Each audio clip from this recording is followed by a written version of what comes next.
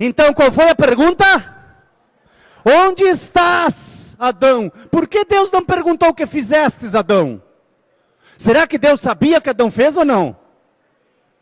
Mas por que Deus perguntou para ele, onde estás? Por quê? Sabe o que? A Bíblia diz que na viração do dia, lá por essa hora, não, mais cedo ainda, agora já está escuro, mais cedo ainda, na viração do dia, diz que Deus vinha no jardim, a bater um papo com Adão. Eu me imagino, o papo de Deus com Adão, eu fico lá imaginando, na minha imaginação santificada. Vamos usar a nossa imaginação santificada. Olha, Deus senta com Adão e diz para Adão assim, olha, Adão diz para Adão assim, olha, aquele animal lá, ó, por ter um pescoço bem comprido, eu botei o nome nele girafa. Uau, que bênção, que bom. Deus dizendo para Adão, que bom isso, homem. Então continua colocando os nomes dos animais. Então ele colocou todos os nomes dos animais assim. Então ele tinha uma conversa com Deus. Agora diz que Deus chega como de costume, para quê? Para relação, e não encontra. Chega lá para conversar com meu amigo, alguém falou amigo, para conversar com meu amigo. Então chega lá para conversar com meu amigo, e cadê o amigo? Entende? Por isso que Deus perguntou, aonde estás, Adão? Aonde estás que eu quero conversar contigo e eu não te acho? Aí qual foi a resposta de Adão? Qual foi? Versículo, você pode ler na Bíblia se quiser. Qual foi a resposta de Adão? Ouvi a tua voz no jardim. Exatamente. Ouvi tua voz no jardim, tive medo e me escondi, porque estava nu. Ou seja, o pecado, até o dia de hoje, ele faz essas três coisas. Ele provoca medo, nos escondemos e sentimos vergonha. Até o dia de hoje o pecado faz da mesma maneira. E que a primeira coisa que Adão perdeu, o relacionamento com o pai. A relação com o pai. Adão não perdeu Deus, perdeu o ambiente de relação com o pai. Então veja só, esse ambiente de relação com o pai é que Jesus veio restaurar para nós. Relacionamento, Deus é um Deus relacional. Deus é um Deus que quer restaurar a relação. Passa o próximo, por favor. Princípio da família, gente. Esse princípio da família é show, gente. Muita coisa. O princípio da família é um princípio muito importante para nós entendê-lo, pelo menos. Eu quero falar com vocês. A função, veja só, lá está o princípio da família. O pai, a mãe e o casal. O pai, a mãe e o casal geram, veja que no triângulo central está a função, o amor, a palavra amor. O amor vai girar nesses três eixos, afeição, limites.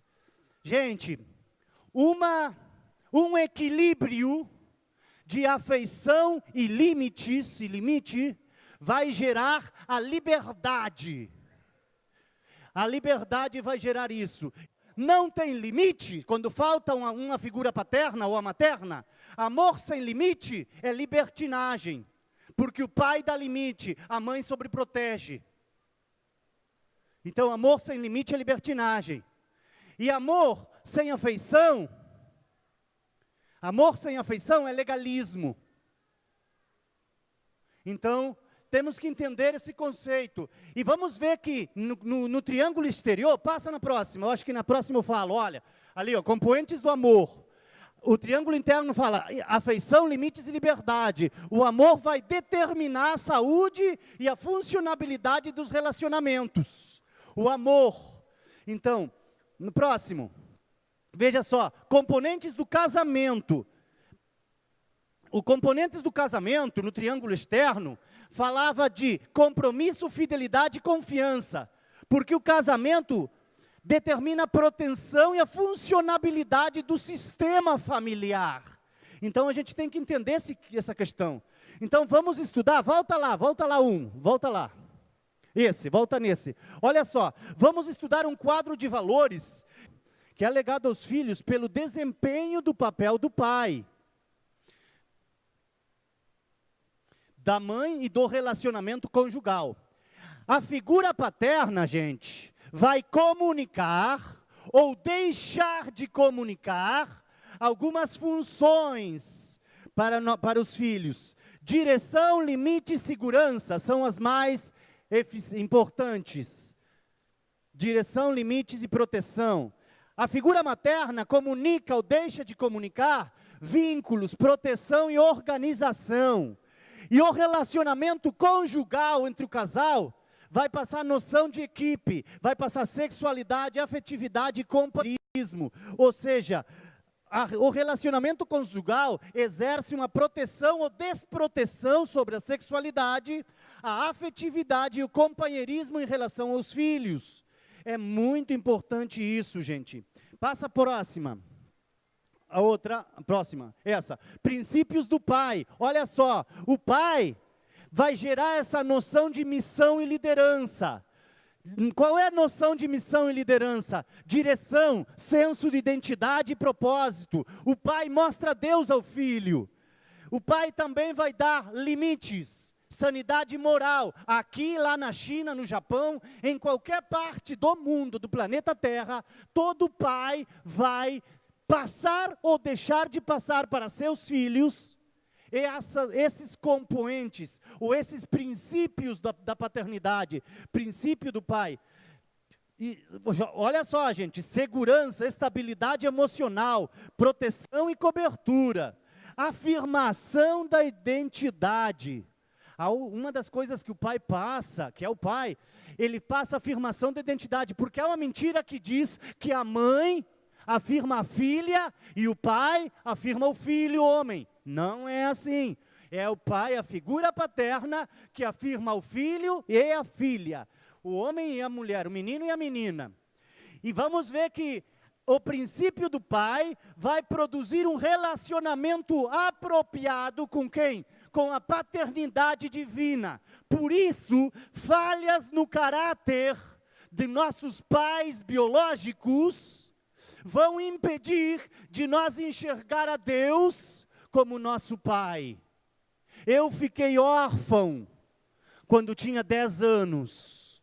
Eu fiquei órfão com 10 anos. Eu sou filho do adultério do meu pai com uma prostituta. Então eu fiquei órfão quando eu tinha 10 anos. E quando eu tinha 10 anos, eu me criei na rua. Eu fui morar numa favela. E, gente, fiz um montão de coisa errada na minha vida e fui aceitar Jesus dentro de um presídio. Mas eu quero dizer para vocês, é outra questão. É que quando eu estava no campo de missões, quando eu já estava no campo missionário, como missionário na Jocum, no ano 2001 eu fui fazer minha Jocum, fui fazer minha TED. E eu me lembro que, por muitos anos, sendo missionário na Jocum, a gente já estava viajando para outros lugares, trabalhando, pregando o evangelho em outras nações, em outras pessoas. Eu tinha um caderno de meditação. Eu guardei esses cadernos por muito tempo, depois eu joguei eles fora. Na verdade, eu esqueci deles quando eu fui para o Chile. Mas eu me lembro que eu tinha um montão de caderno de meditação, e num dos cadernos de meditação, gente, eu tinha 3 páginas inteiras com nomes de Deus.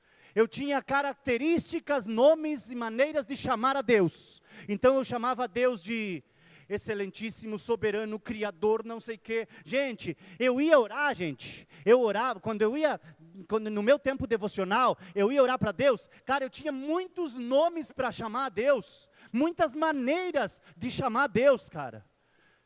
Só que nessa lista gigante que era, não figurava a palavra pai. Dava um nó aqui na minha garganta para eu dizer pai para Deus. Porque eu conhecia Deus como o Senhor, como Criador de toda a terra. Sabe qual era a imagem que eu tinha de Deus? Era a imagem de um pai, como eu vi o meu pai, um pai que me batia, um pai que me jogava para fora de casa. Sabe? Quando eu tinha 8 para 9 anos, eu intentei matar meu pai botando veneno de rato. Não, veneno de formiga era. Veneno de formiga na panela da comida dele. Ele estava fazendo comida, porque eu me criei sem minha mãe. Então ele estava fazendo comida e eu agarrei veneno de formiga e botei na panela dele que estava fazendo comida. Porque eu queria matar ele. Só que eu esqueci um pequeno detalhe. Eu também comia dessa panela. Esse era um pequeno detalhe, né? Que eu também comia dessa panela. Só que, de repente, Deus, por as casualidades, né? Deus é muito bom. O veneno de formiga, quando tu molha ele, perde toda, ou seja, qualquer a umidade que você coloca, ele perde a força, perde não sei o quê, e nunca funcionou. Eu digo, meu Deus do céu. Mas veja o tipo de trauma que eu tinha com meu pai. Quando meu pai faleceu, a mim me deu alegria. Ele era um cara muito ruim, que batia em mim, que me corria, que me jogava. Eu lembro dele me bater, de me desmaiar, de eu ficar desmaiado, todo sangrado, todo arrebentado. Então, quando me falavam que Deus era pai, a primeira impressão que eu tinha era essa, era desse pai ali. Então eu digo, não, Deus para mim não é um pai. Está longe dele ser pai. Por quê? Porque Deus deixou para nós, homens, representá-los aqui na terra, para nossos filhos, a seu caráter paterno. O único caráter que Deus deixou para nós, homens, representá-lo, um deles é o paterno. E nós temos representado mal esse caráter de Deus. Porque à medida, então, a gente vê a Deus, da mesma maneira que nós vemos, vê a Deus Pai, como nós vemos ao nosso Pai terrenal. E eu digo, meu Deus do céu, isso me atou por muitos anos. Eu não conseguia falar pai para Deus. Eu chamava Deus de tudo menos de pai. E sabe o que eu descobri, gente? Descobri umas coisas muito fortes. Descobri que nós podemos resolver nossas pendências com nossos pais terrenais, para poder ter um relacionamento bom com o nosso Pai Celestial. Senão sempre vamos ver a Deus como nosso chefe. Agora eu vou falar um pouquinho mais disso. O princípio da mãe. Passa, por favor. Que eu tenho pouco tempo e muita coisa. Noção de submissão e apoio. A figura materna em qualquer parte do mundo, ela gera vínculos, liberdade temperamental, afeto e relações. A mãe também é que gera nutrição dos seus filhos.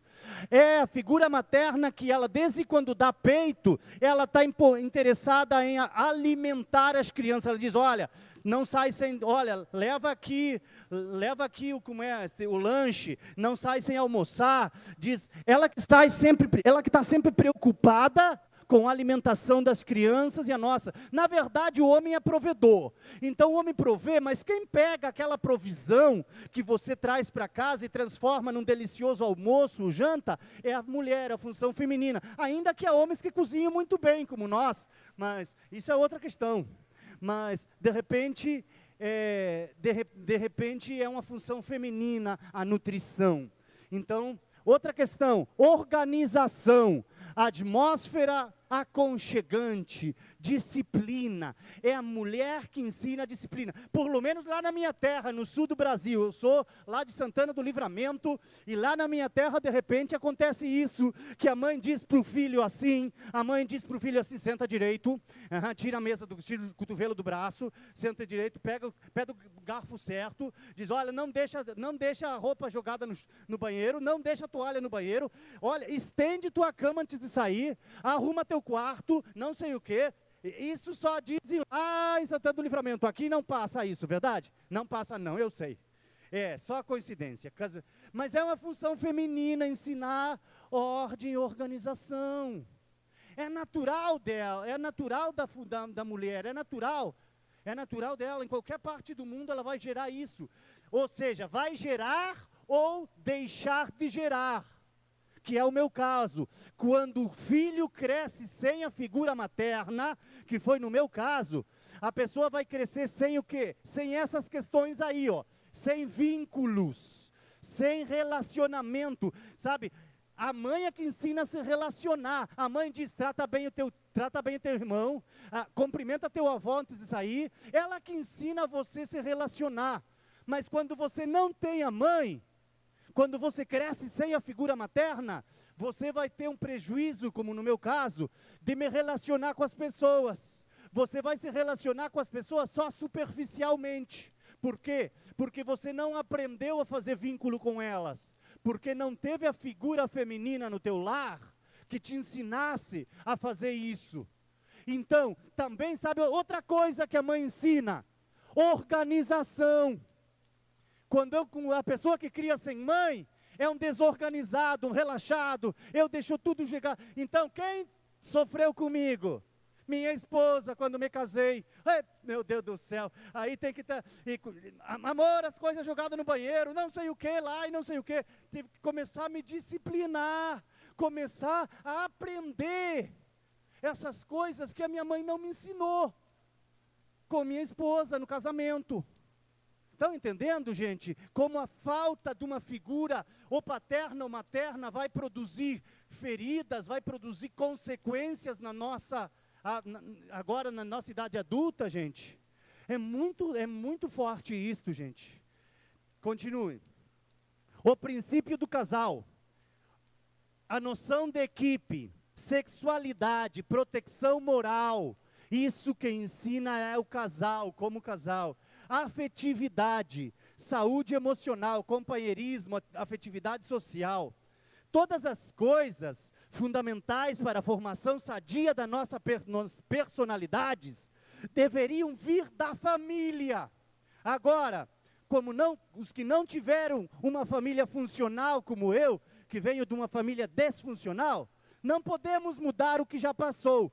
Mas podemos, com a graça de Deus e com o referencial de paternidade proposto por Jesus, entrarmos como agentes redentores da nossa história e da nossa família.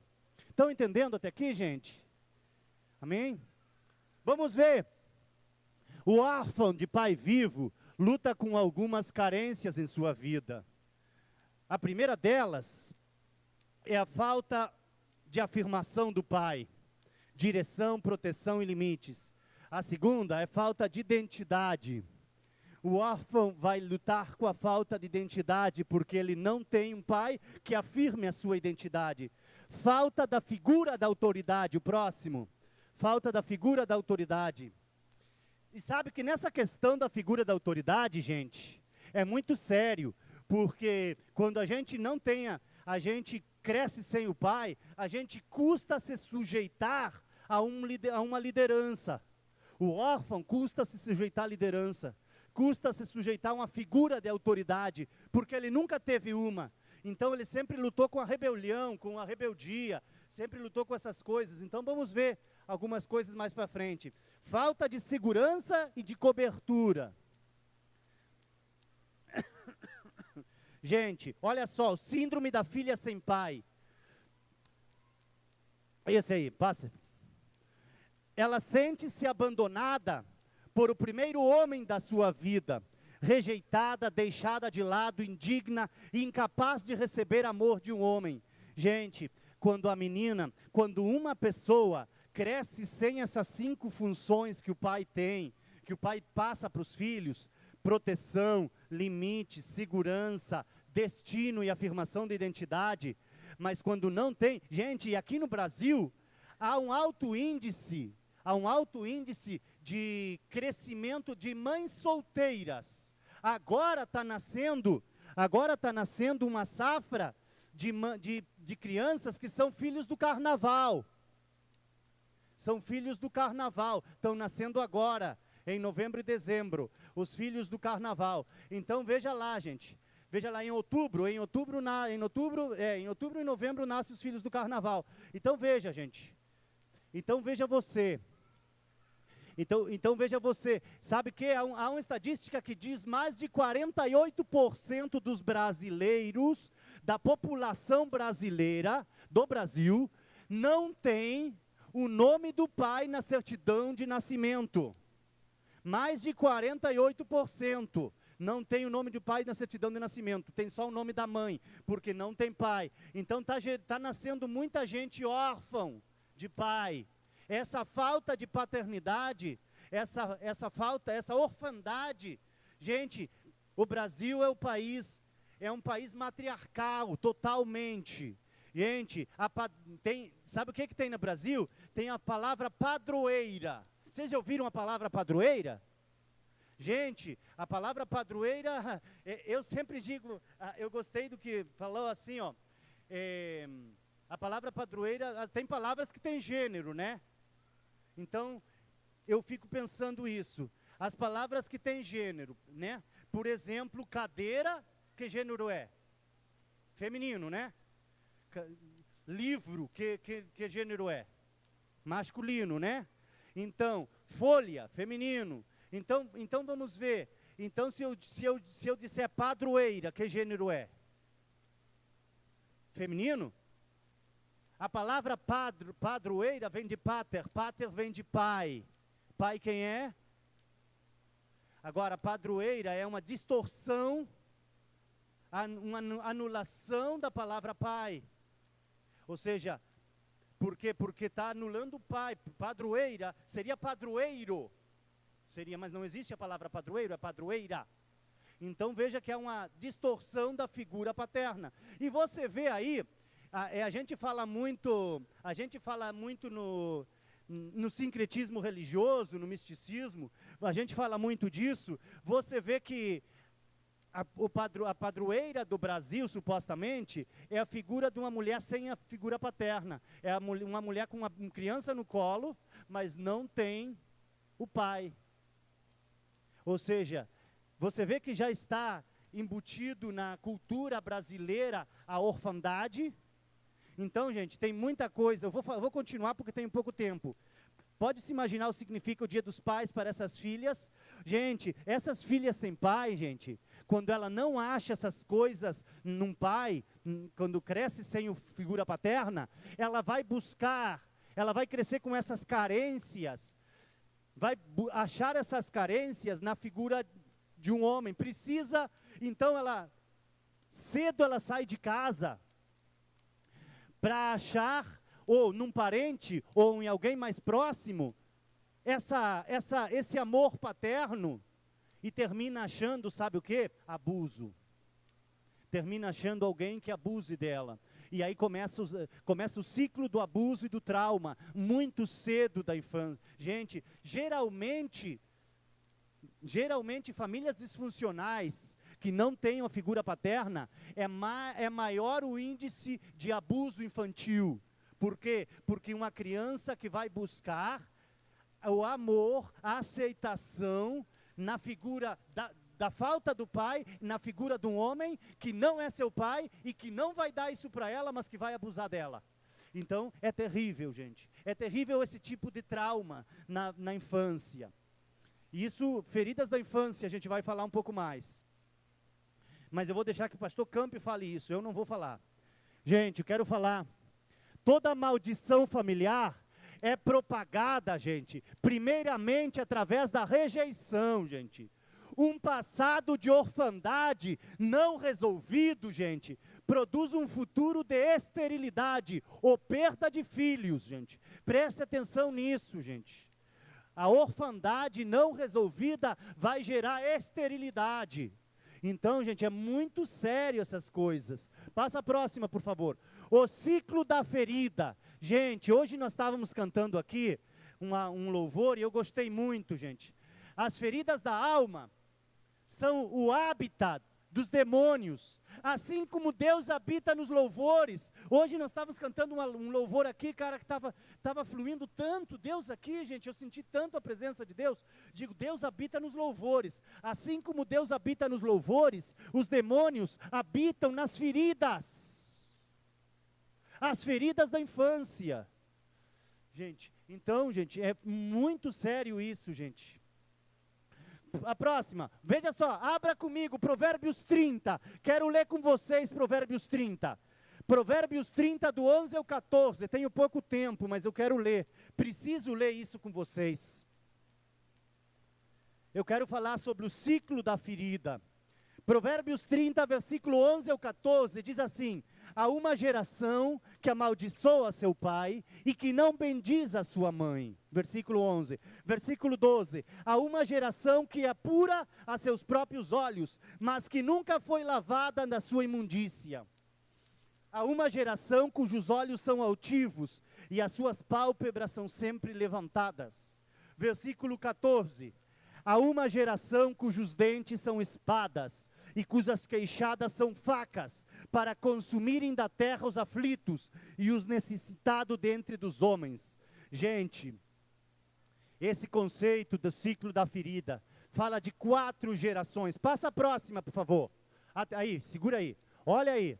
Gente, aí está o ciclo da ferida. A primeira geração, nós dizemos que é a abertura da ferida. Abertura da ferida, uma geração que amaldiçoa o seu pai e que nunca bendiz a sua mãe. Gente, é essa abertura, a rejeição correspondida com rebelião. Podemos equacionar a seguinte forma: rejeição menos perdão é igual a rebelião. E portanto, rejeição mais rebelião é igual a ferida. Então a ferida é aberta por esse legado, ou seja, falhas na paternidade, a epidemia de famílias desintegradas. Eu botei lá, futil legado dos pais, falhas na paternidade, epidemia de famílias desintegradas. Tudo começa com o futil legado dos nossos pais, criando uma brecha na forma de pensar entre pais e filhos. A ira dos pais abastecendo a rebelião dos filhos. Isso pode se tornar, gente, um ciclo interminável. Esse é o processo da abertura da ferida, a brecha das gerações. A brecha das gerações. Gente, olha só, eu esqueci de falar desse versículo. O último versículo do Antigo Testamento.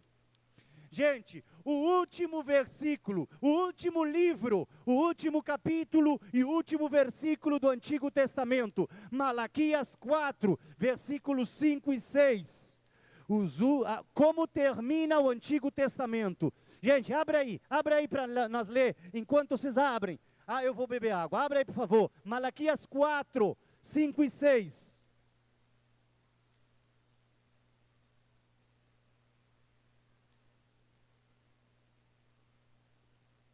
Gente, eu estou correndo, gente. Não se nota que eu estou correndo? É que estou com tempo, como assim, muito rápido. Malaquias 4, 5 e 6, por favor. Olha só o que diz Malaquias 4, gente. Alguém tem aí para ler? Se não, tem que encontrar eu aqui, a ver. Alguém encontrou? Pode ler para mim?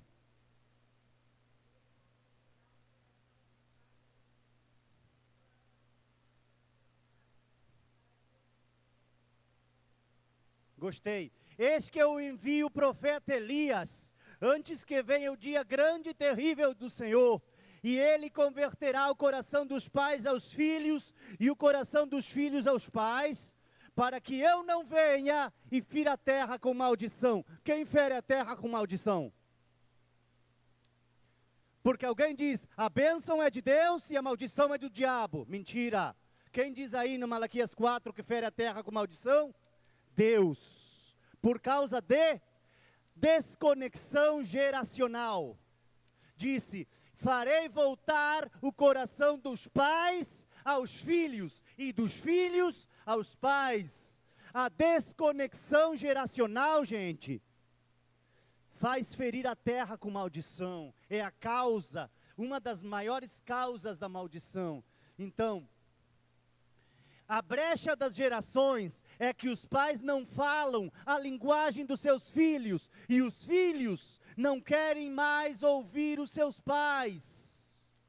É a brecha das gerações. Terrível isso, gente. O ciclo da ferida. Passa, por favor. Olha só, há uma geração que amaldiçoa seu pai, que não bendiz a sua mãe. A rejeição correspondida com rebelião.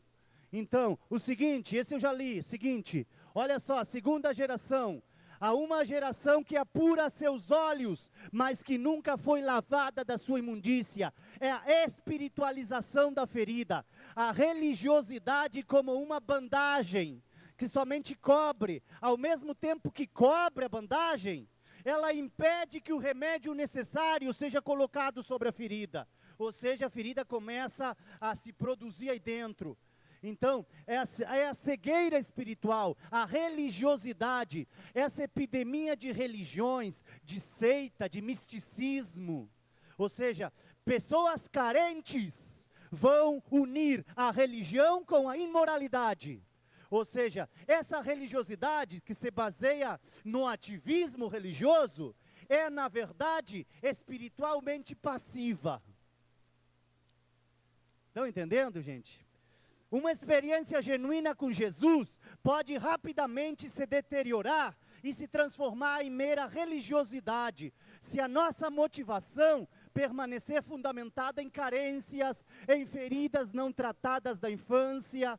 Então, podemos definir esse processo como a espiritualização da ferida. A cegueira espiritual se instala, começa pela carência, provocada por falhas ou abusos na paternidade, ou outros modelos de autoridade. Então, à medida que a religiosidade vai abafando nossa comunhão com Deus, a tendência é perder terreno. Ou seja, voltando para pecados do passado, onde a imoralidade, por exemplo, é um dos pecados mais cotados para voltar.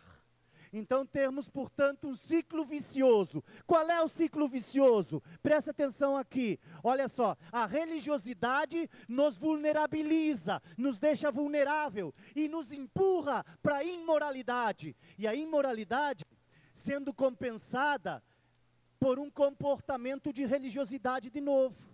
Ou seja, e esse tipo de ciclo vicioso normalmente acaba em escândalos, grandes escândalos que acabam em grandes tragédias e divisões no meio da igreja, gente. Terrível, terrível, terrível. A tendência é compensar um crédito de amor com um crédito de concupiscência. Aqui entra não só a imoralidade, mas a libertinagem, mas a cegueira em relação a estas mesmas coisas.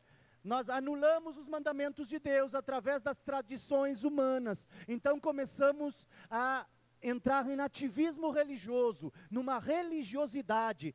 A hipersensibilidade em relação às feridas causadas por falhas da paternidade vai nos deixar insensíveis, cegos em relação ao nosso real diagnóstico. Veja o que diz Provérbios 30:17. Eu tenho aqui, não precisa buscar, mas aponte aí. Os olhos que zombam do pai, ou desprezam a obediência da mãe, corvos do ribeiro os arrancarão, e os pintões da águia os comerão. Ou seja, aquele que não segue, quando zombamos do nosso pai, essa desconexão geracional, vai gerar essa cegueira. Raiva oculta de Deus, vida solitária, cansaço e exaustão, culpa crônica, perfeccionismo, rigidez com os outros, perverso sexual, rebelde. Essas são, olha só, olha lá, o síntoma do filho mais velho, rouba a paternidade,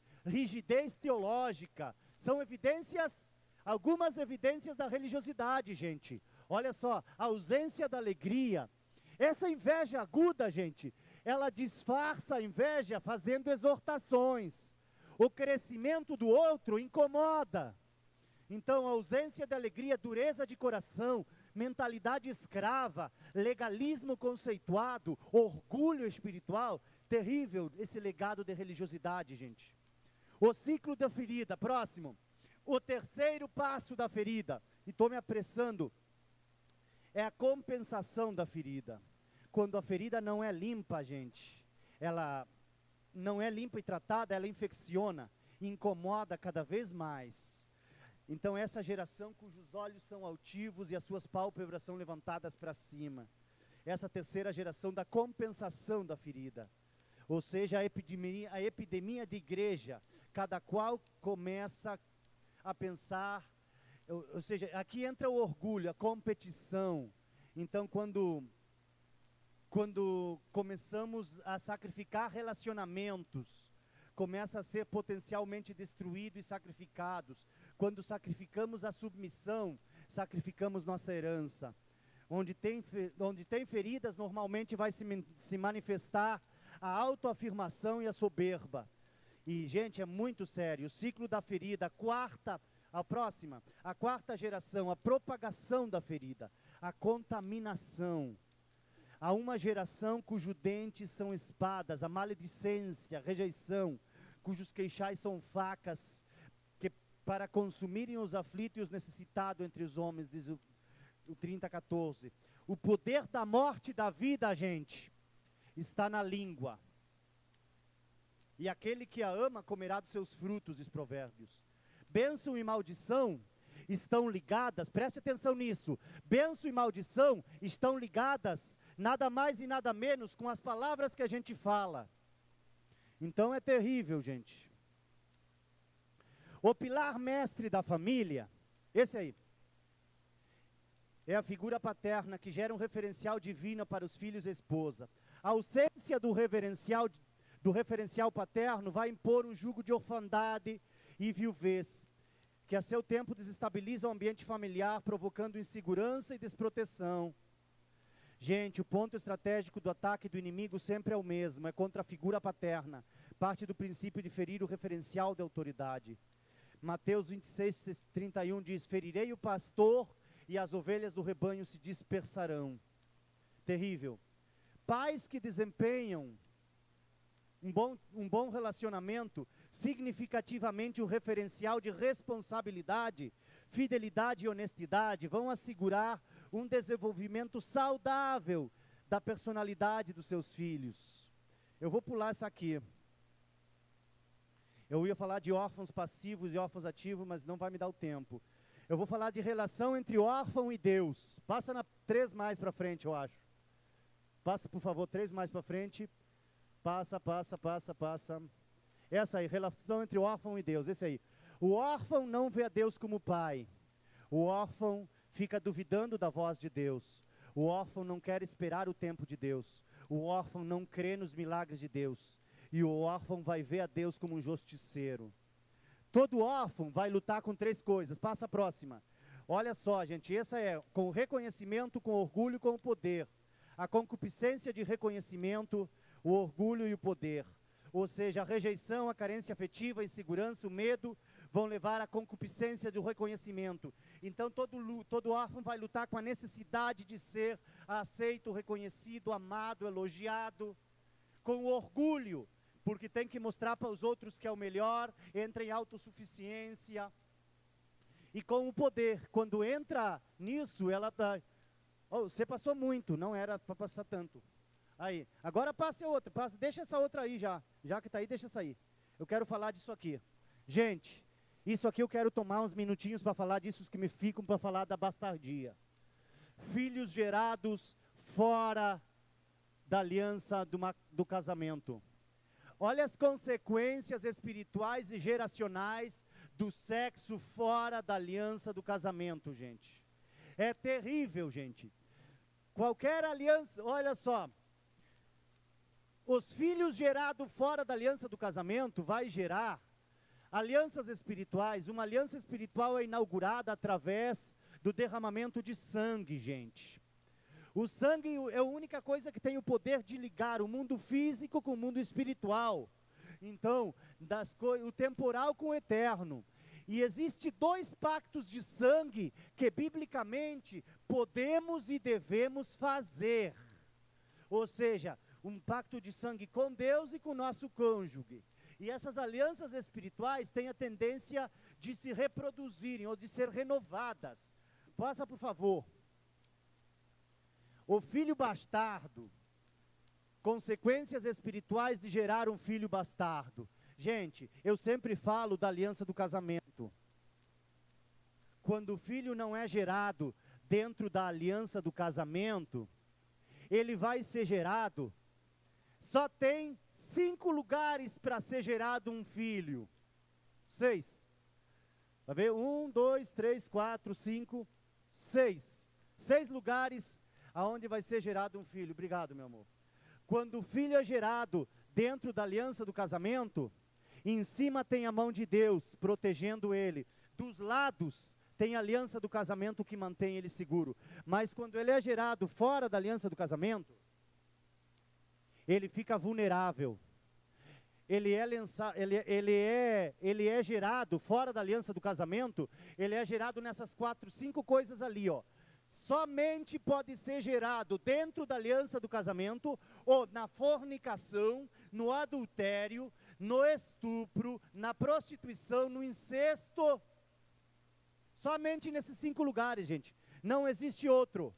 Não existe outro lugar. Se você foi gerado dentro da aliança do casamento, você tem a bênção do casamento. Mas se você foi gerado em qualquer... Veja que eu estou falando ser gerado. Não nascido, gerado. Na hora que gerou, foi gerado. Não é nascido, é gerado. Dentro da aliança do casamento ou fora. Se não é gerado dentro da aliança do casamento, vai ser gerado em fornicação, em prostituição, em estupro, vai ser gerado, lá diz, ó, o incesto, o adultério. Somente nessas 5 coisas. Mas veja que todas elas estão no altar da imoralidade. Há uma perseguição espiritual para o bastardo. A pessoa que é gerada fora da aliança do casamento. Olha só o que diz Deuteronômio 23:2. Nenhum bastardo entrará na Assembleia do Senhor, nem ainda a sua 10ª geração entrará na Assembleia do Senhor. Olha a perseguição. Perseguição sexual e homossexual, saliência sexual, os sintomas, imoralidade, pornografia, masturbação, prostituição, passividade, perversão sexual. Gente, terrível. Olha as consequências da bastardia, a orfandade, abandono. Gente, essas consequências aí, gente, a orfandade, ela é uma porta aberta. Nossa árvore genealógica. Nossa árvore genealógica, a Bíblia não fala de árvore genealógica. Sabe como é que a Bíblia chama nossa árvore genealógica? Linhagem. A Bíblia diz, então, sobre nossa linhagem, a bastardia abre uma porta espiritual, um portão gigante, não a portinha, um portão que se instalam na nossa linhagem, a perseguição desses espíritos aí, ó. Orfandade, abandono, rejeição, rebeldia. Gente, esse dessa primeira fila, o último aí, ó. Segregação, esse espírito errante, aquela pessoa que não consegue terminar, fechar ciclos na sua vida. Aquela pessoa que não consegue firmar estacas, firmar raízes num só lugar. Ela está um mês nesse lugar, outro mês no outro, que está um mês 5 meses num trabalho, 5 meses no outro trabalho, 6 meses numa cidade, 6 meses em outra cidade, 5 ou 6 meses, um ano numa igreja, outro ano noutra igreja, nunca consegue firmar raízes. Há uma legalidade desse espírito de bastardia, que se instala na nossa linhagem, com direito legal correspondido, ou seja, na mesma atuação, na mesma esfera de atuação do direito correspondido ou da imoralidade. Gente, espírito de morte, imoralidade, mentira e esterilidade se instalam nas nossas vidas através dessa bastardia. Gente, é terrível, terrível, terrível, terrível. 3 coisas, passa a próxima, por favor, vai ver se é. Vai ver se é essa. 3 coisas que deveríamos receber dos nossos pais: identidade, cobertura e herança. Quem você é em Deus, proteção, confiança, intimidade e herança. Heredamos dos nossos pais coisas boas e coisas ruins. Todos heredamos. O próximo diz: os rótulos colocados pelos pais distorcem a identidade dos filhos. Eu queria falar disso, mas eu vou terminar por aqui. A mente escrava. Gente, passa na próxima. Essa aí. A mente escrava fica presa no passado. Um espancamento que sofreu do seu pai e da sua mãe. Abuso na infância. Deixa a mente escrava por traumas. É um servo que quer agradar outros. Terrível, gente. Eu vou ficar aqui. Não me dá o tempo para terminar, gente. Que pena com vocês. Mas eu quero terminar aqui. eu quero convidar vocês para orar. Como? Eu vou fazer uma oração. Gente, eu quero fazer uma oração aqui, gente. Um direcionamento que nós temos sentidos. Fazer uma oração pelas pessoas que foram engendradas fora da aliança do casamento. Quantos foram engendrados fora da aliança do casamento? Levante a mão. Venham aqui na frente, ficam desse lado, fiquem de pé. Todos fiquem de pé, vamos ficar de pé, gente. Fica de pé. Os que foram gerados fora da aliança do casamento, fiquem aqui, venham aqui para frente. Fiquem aqui desse lado. Bem rapidinho, gente, que temos que orar. Quantos geraram filhos fora da aliança do casamento? Vamos para esse outro lado de cá. Os que geraram filho fora da aliança do casamento, vem para esse lado de cá. E os que foram gerados fora da aliança do casamento, para esse lado de cá. Queremos fazer? Bom? Amém.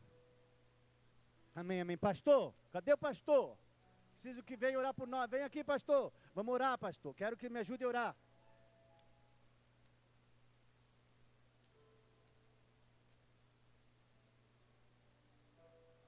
Súbete aqui, então.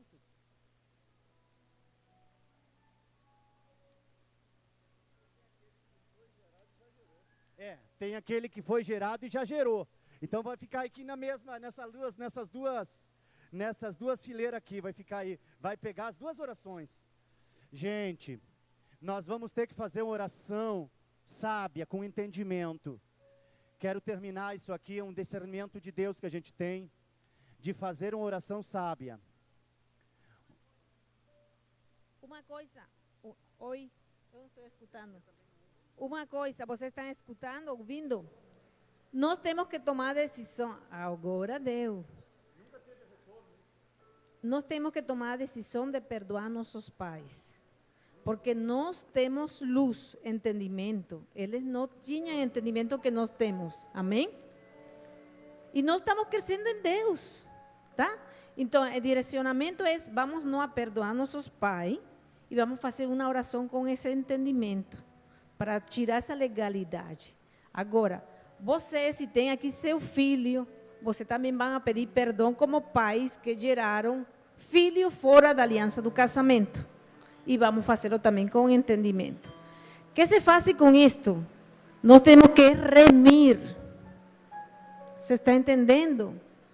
Nós somos filhos de Deus, temos que remir. Quem me dá 5 minutos? Agora ninguém quer, é verdade. Vamos a começar. Gente, nós somos representantes sacerdotal da nossa linhagem, gente. O que significa isso?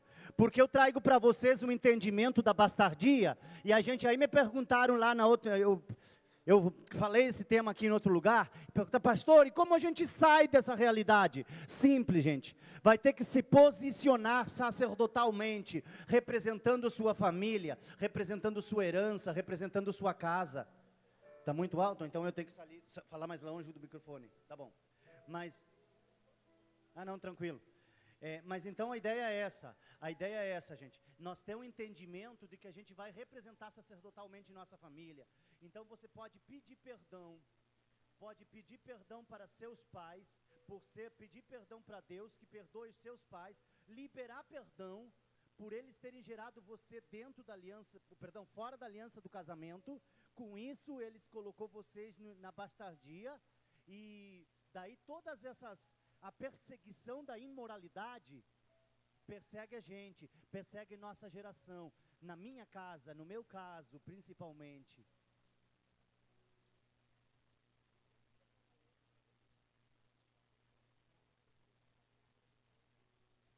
Obrigado, amor. Quer falar isso? Quer falar isso? Bom, então a gente vai fazer coisas bem básicas que tem. Olha, os passos têm que ser específicos, gente. A gente tem que fazer isso, ó. Primeiro, pedir perdão. Pedir perdão a Deus por eles terem nos gerado fora da aliança do casamento. Segundo, igual eu vou fazer a oração, eu quero que vocês vão renunciar, eu vou ajudar vocês, vamos orar, eu quero que vocês repitam depois. Só que para que vocês tenham entendimento dos passos. Pedir perdão para Deus, para perdoar eles por gerarem você fora da aliança do casamento. Depois, perdoá-los, vocês perdoá-los. Depois, retirar o sangue derramado no altar do espírito da imoralidade e o sêmen derramado no altar do espírito da imoralidade e colocar no altar do Pai, no altar de Jesus.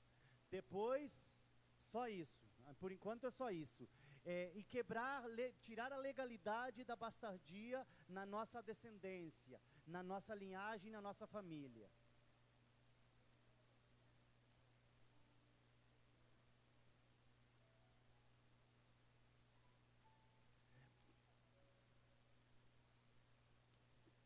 Então, gente, é muito sério isso, gente. É muito sério, gente. Tem implicações geracionais. A gente aqui pode se posicionar sacerdotalmente numa aula como essa, de paternidade, gente. A gente pode determinar coisas para nossas gerações futuras. Que legado que vem perseguindo nossas vidas. Para vocês terem uma ideia, olha só. Na minha casa, por exemplo, todas as mulheres da minha família foram mães solteiras antes dos 15 anos de idade. Desde a minha avó para frente, a minha avó, minhas tias. Eu fiz o mapeio, que a gente faz o mapeamento a gente chama. Mapeamento familiar. Eu fiz um mapeamento familiar, eu levantei umas informações da minha família e eu consegui constatar isso, gente. Todas as mães, todas as mulheres da nossa família foram foram mães solteiras antes dos 15 anos. E eu comecei a ver as primas, as tias, as sobrinhas, as minhas irmãs, os meus sobrinhos, minhas sobrinhas. E agora uma sobrinha agora soube, esses dias atrás, uma sobrinha bem pequena, bem nova, tem 14 anos, está grávida também. Eu digo, outra mãe solteira, outra que encaixa dentro do mesmo legado de imoralidade que persegue o bastardo. Isso só uma, né? Estou falando só de uma área, de ser mãe solteira, antes dos 15 anos e sem o pai, fora da aliança do casamento. Ou seja, geralmente quem foi gerado fora da aliança do casamento vai gerar filhos fora da aliança do casamento. Geralmente vai reproduzir, porque a bastardia se reproduz. Então, isso dentro da primeira questão, porque na área da imoralidade, gente, isso pega muito pesado, gente. Abuso, prostituição, fornicação, gente, muito, muito forte, gente. Se reproduz de geração em geração. E hoje, você pode representar a sua casa, a sua família, e pode desarraigar. Veja só, gente, presta atenção aqui. Maldição não se quebra, maldição não se corta, maldição se desarraiga.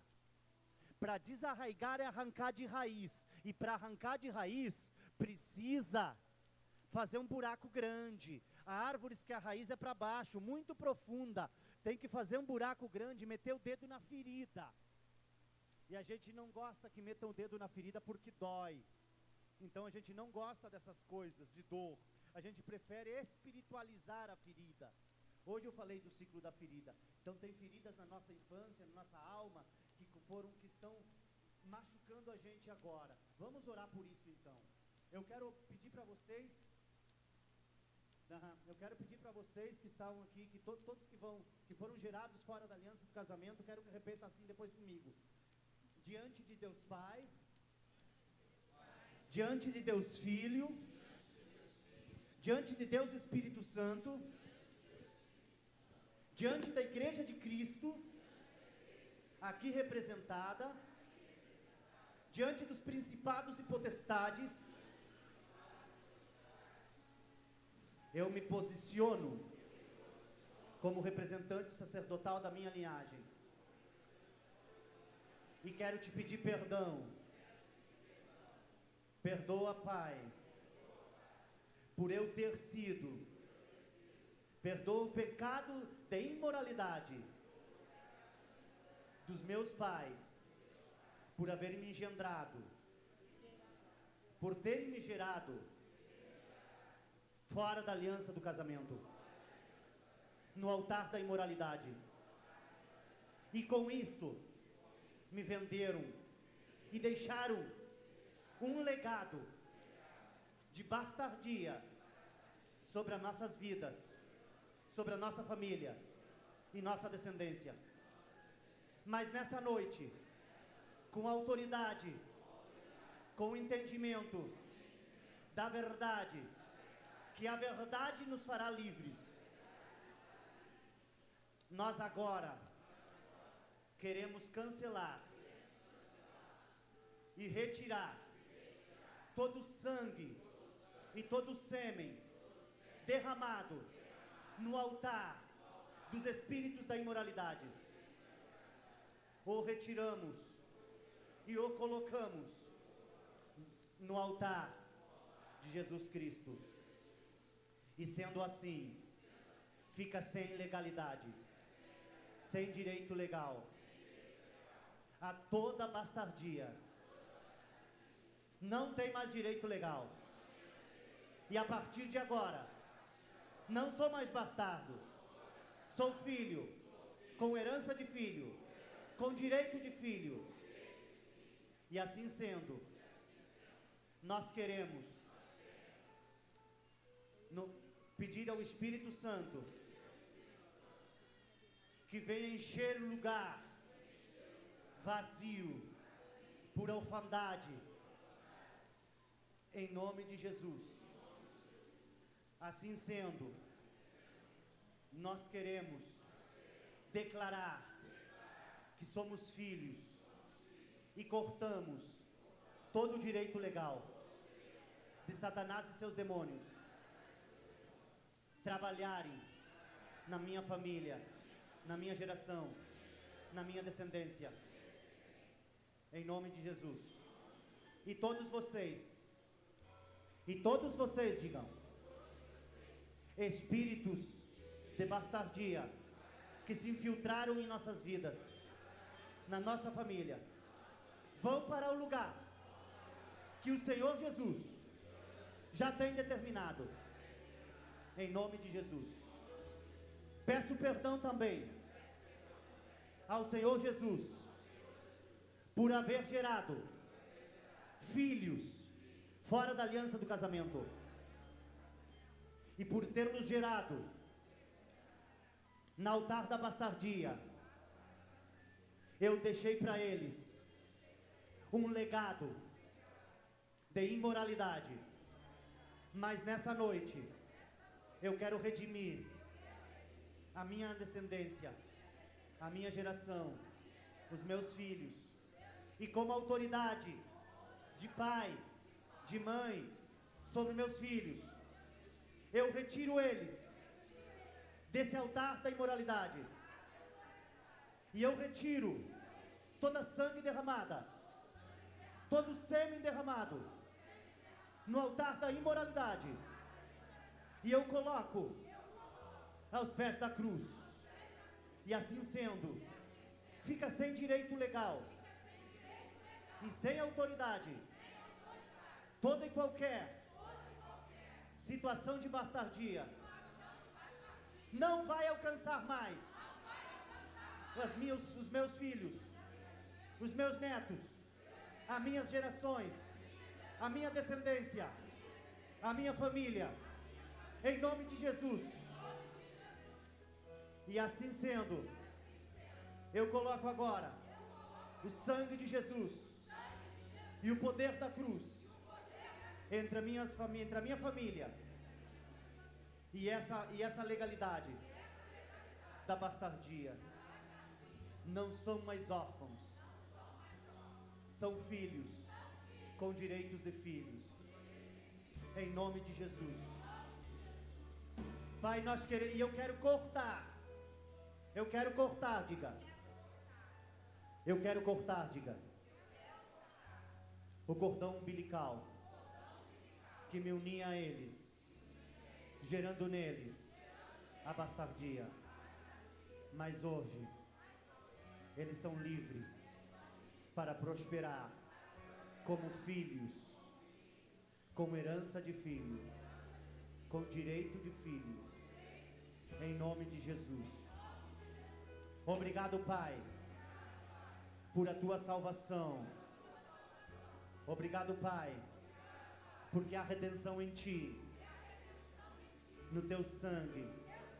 E assim sendo, quero levantar um altar de adoração ao teu nome, dando a ti toda a glória, toda a honra e todo louvor, em nome de Jesus. Pai, nós queremos sair desses lugares espirituais que entramos e fechar as portas atrás de nós, Senhor, e limpar as nossas armaduras de todas essas batalhas espirituais que entramos, que tem salpicado nossas vidas, Pai. E nós queremos sair desses lugares espirituais, Senhor, e aplicar o sangue de Jesus e a espada do Espírito, que é a palavra de Deus, entre nossas vidas e esses lugares espirituais, Senhor, e nos separamos, Pai, aplicando o sangue de Jesus sobre todas as coisas da nossa vida, sobre todas as coisas relacionadas com o nosso nome, relacionada com nossa família, de qualquer retaliação, colisão no reino do Espírito. Assim sendo, Pai, nós queremos louvar o Teu nome, Senhor, engrandecer-te a Ti, dizer que só Tu tens toda honra, toda glória e todo louvor a Ti, em nome de Jesus, Pai. Vem de encontro à realidade de cada família, de cada coração que aqui decidiu sair desse lugar de bastardia e começar a caminhar com heranças de filho, com penicastecanda ramassou, em nome de Jesus, Pai. Muito obrigado por eles, muito obrigado por essa decisão, Pai, por a liberdade que há em Ti, porque no reino do Espírito, Deus, há coisas que se concretizam, em nome de Jesus. Amém, amém e amém.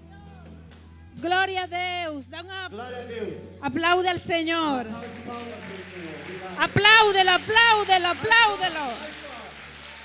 Aleluya. Aleluya. Eu sinto meu espírito. Esto é muito forte. Porque Deus está trazendo muita redenção aqui. Redenção e redimir. Tá certo, muita redenção, tá redimindo. Está redimindo. Estou sentindo isso no meu coração. E agora vocês, com sabedoria, falem com seus pais. Não para condenar eles, nem julgá-los. Sino, Pai, eu já perdoei. Me entenderam? Isso vai trazer mais liberdade.